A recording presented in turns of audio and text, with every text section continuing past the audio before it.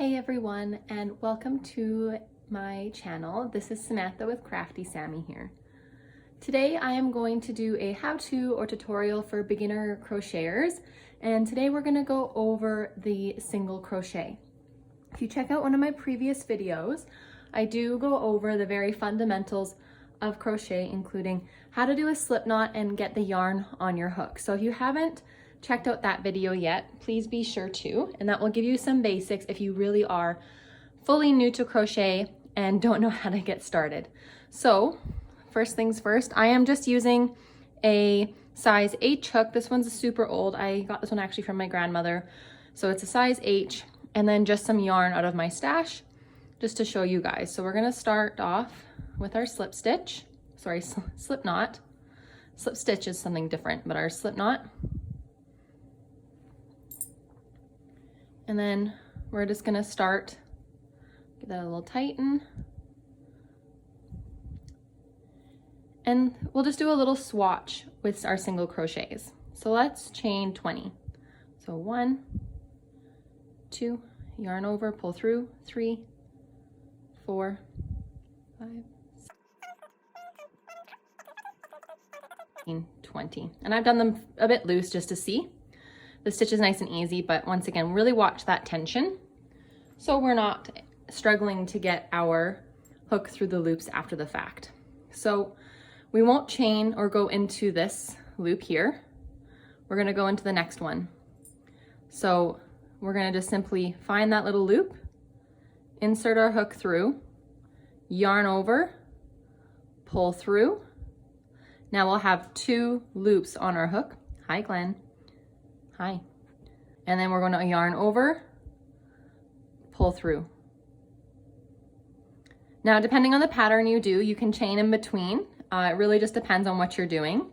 But today we're just going to do single crochets all the way down. So then we find our next loop. So we can see where the chain that we put ours in. So here we can see our next chain. Insert your hook in through that loop, yarn over, draw through. Now, once again, we have 2 loops on our hook. And now it's important that we keep that tension. We don't want it to get loose because then it's gonna look really funny. So make sure you're keeping your tension. Adjust as needed, yarn over, pull through 2 loops. And that's all the single crochet is. So we'll go into the next one, next chain, yarn over, pull through, yarn over, pull through 2 loops. And our next one, insert. So just keep working on this, keeping that tension so you can pull it through nice and easy, but you're not having a lot of gaps and spaces. Insert. And the way you put your hook through, I've seen everyone do it different ways. I kind of change as I do it. Depends on the yarn I'm using. If it's really fluffy, if it's hard to see, if it's kind of catching and separating. And this is all the single crochet is. So insert hook, yarn over, pull through, yarn over, pull through 2. And that's how the patterns will often read when you're reading about how to do a single crochet.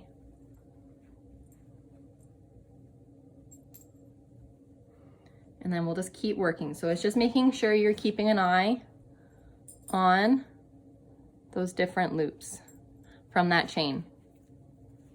So let's just keep going, finishing up our single crochets. Like I said, if you do a chain and skip, those are different variations depending on the pattern you do. I really like single crochets for doing borders. When you're doing a blanket, if you're using yarn this thin, it can take a long time for that blanket to work up. But when it's just on a border and different variations, it can look quite nice. So there we go.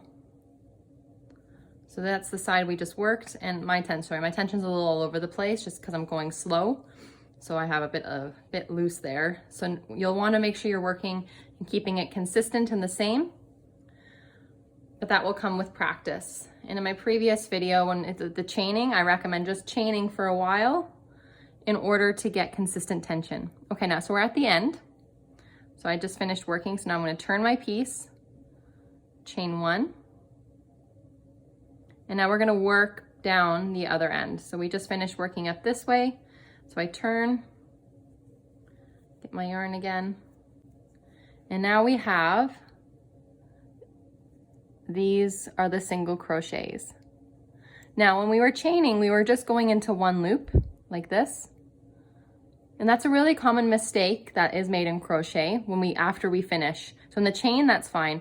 But now because we have our single crochets, whatever, if it is double crochets, make sure you're going through both loops. It's gonna make your work look a lot better in the end, so it doesn't look as loose. And then we just yarn over, pull through. We have our 2 loops, pull through.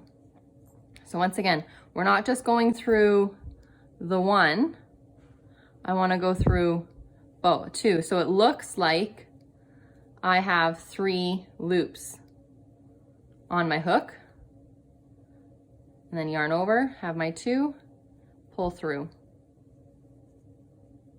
So that's something really important to make sure you're doing for any work after you finish that chain row. Once you go past that chain row, we need to ensure we're going through both loops. So it looks like we have 3 on there, yarn over, pull through, yarn over, pull through 2.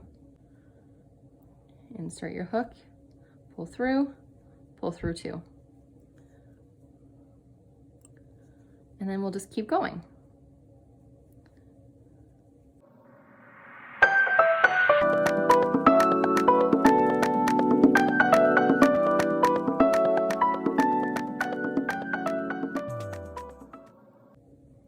If you have really thick, big yarn, a single crochet can make a really nice pattern.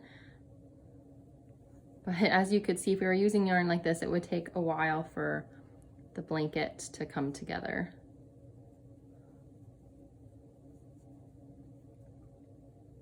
The ends are always the hardest.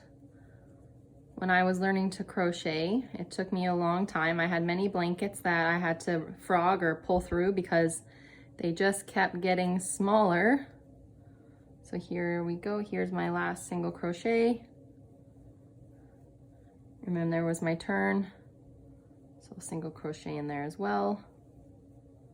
And then I turn my piece over. And there we go. So it's like a nice easy stitch, something good to start with. So then we'll chain 1 and then go into that first one.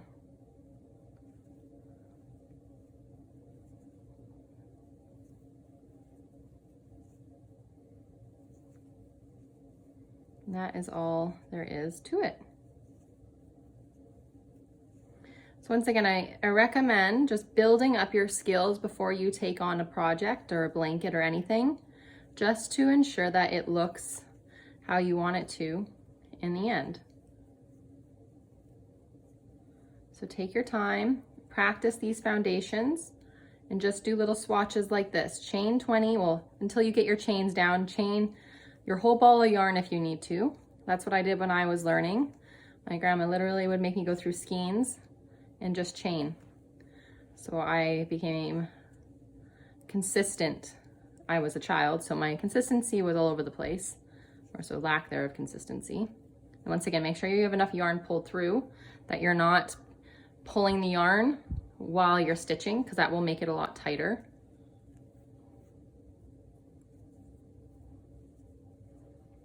So once again, going in through both of those loops, not just that top one. You might see patterns that do refer to front loop only or back loop only.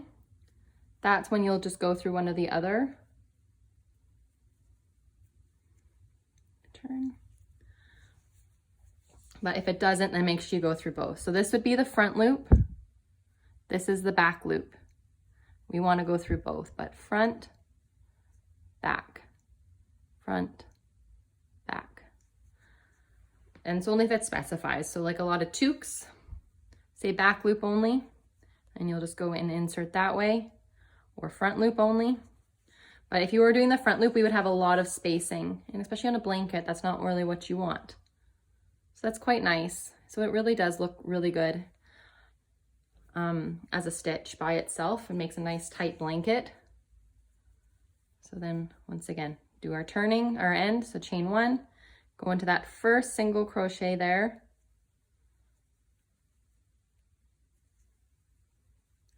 And then just keep working on that.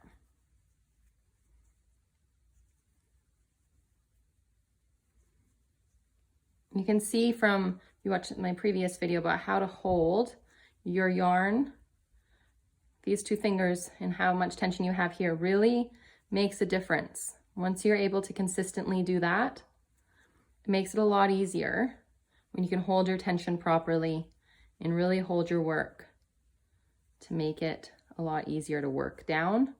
And whether you're doing things around, down, up, whatever your pattern is, whatever you're making, having that foundation will really go a long way.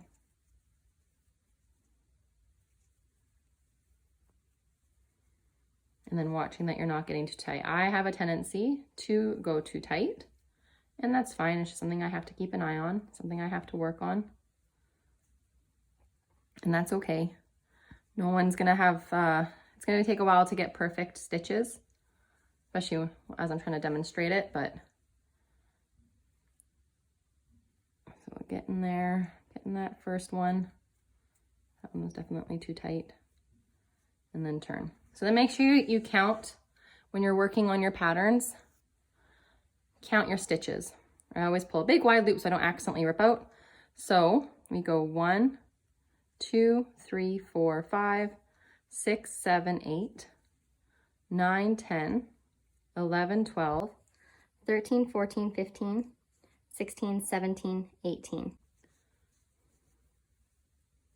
And that is because I would have skipped the one when I started. I might have dropped one as I was doing my ends, as I was just quickly going and showing. So make sure you're really watching what you're doing on your ends, and then always count those stitches as you're going to make sure you're not dropping any. The beautiful thing about crochet, if I mess up, I just pull until I get to where I want to be. And that's called frogging, if you ever hear anyone refer to it. I find that so much nicer than knitting. When I find with knitting, it's really difficult to fix a mistake, where with crochet, it's nice and easy. And then you just continue. So if you're watching this, keep going.